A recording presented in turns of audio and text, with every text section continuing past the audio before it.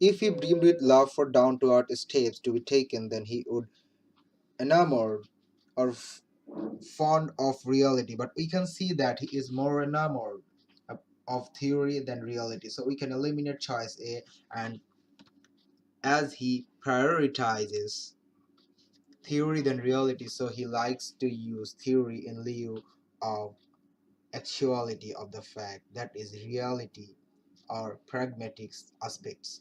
So choice B is correct.